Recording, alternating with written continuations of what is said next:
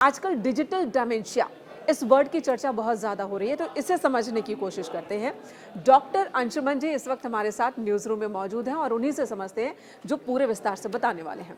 सबसे पहले डॉक्टर साहब ये बताइए, डिजिटल डिमेंशिया है क्या और ये कैसे हमारे युवाओं के बच्चों के दिमाग को खोखला बना रहा है?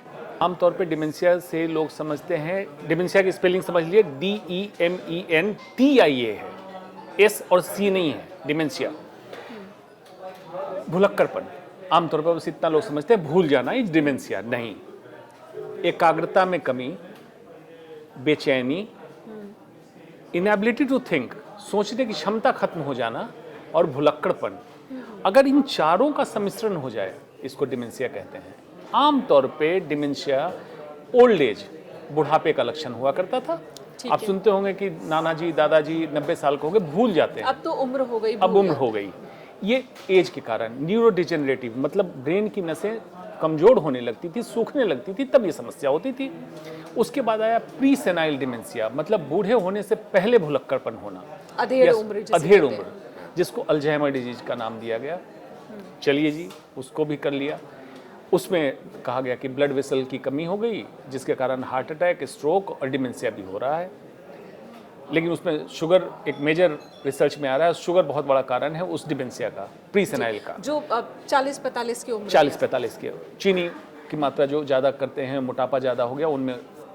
अब आते हैं digital dementia. Digital word signifies, मतलब कुछ रिलेटेड टू डिजिटल वर्ल्ड, मतलब आपके मोबाइल कंप्यूटर से रिलेटेड है और साथ में ये समस्या चारों, भुलक्कड़पन, एकाग्रता की कमी, इनएबिलिटी टू थिंक, और ये सब होने लगा।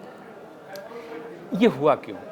ये 2012 में एक फ्रेंच न्यूरोसाइंटिस्ट है, उसने टर्म कॉइन किया। उसके पास से यंग लड़के, बच्चे, यंग एडल्ट आने लगे जिनको ये समस्या हो रही थी कि एकाग्रता नहीं हो रही है, बेचैनी रहती है, मैं भूल जाता हूँ, सोचने की क्षमता चली गई। पहले मैं बहुत अच्छा परफॉर्मर था, अब मैं सोच नहीं पाता हूँ, टफ टास्क में मैनेज नहीं कर पाता हूँ जी।